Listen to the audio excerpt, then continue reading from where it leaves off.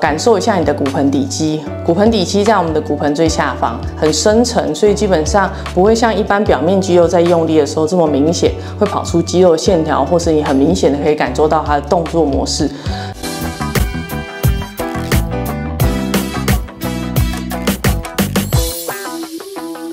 今天要教大家感受一下你的骨盆底肌。骨盆底肌在我们的骨盆最下方，很深层，所以基本上不会像一般表面肌肉在用力的时候这么明显，会跑出肌肉线条，或是你很明显的可以感受到它的动作模式。所以我们可以用想象的来带出动作，或是实际上让它有收缩的感觉。好，第一个呢，你是先想象在盘腿坐的时候会有坐在地板上两个突突的骨头，那叫坐骨。好，左右坐骨，再加上后方的尾椎，前方叫做耻骨，这4个点连起来的空间，那这个空间呢，就是我们俗称的骨盆底肌。好，在这个骨盆底肌，感觉这4个骨头往中间提拉，所以会有一个往头顶长高的感觉，把它缩紧放掉，缩紧放掉。好，这个感觉其实蛮难意会的，所以我们可以用另外一个比较明确的方法，就是你在做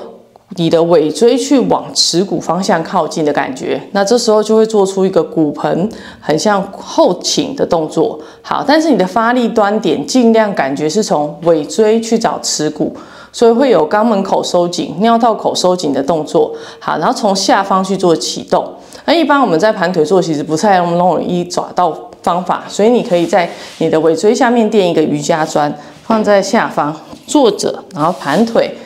然后所以你会有一点点后高前低的动作，在这个姿势下只做骨盆底部的收缩方法，所以让尾椎去找耻骨，所以会有一个往这个方向画上来的动作。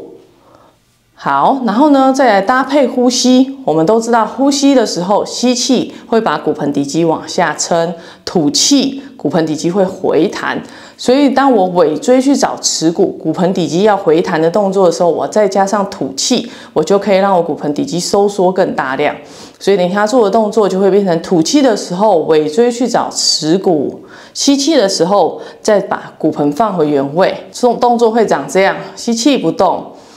吐气，尾椎找耻骨，吐，吸，吐，吸，吐，吸，吐气，尾椎找耻骨，放掉，找耻骨，放掉。好，反复做。好，在这个动作过程中，你可以让你的骨盆底肌懂得怎么收缩，也比较知道怎么收放，来提供一个支持跟控制排尿排便的功能。好，大家可以回家试试看，非常方便的方法。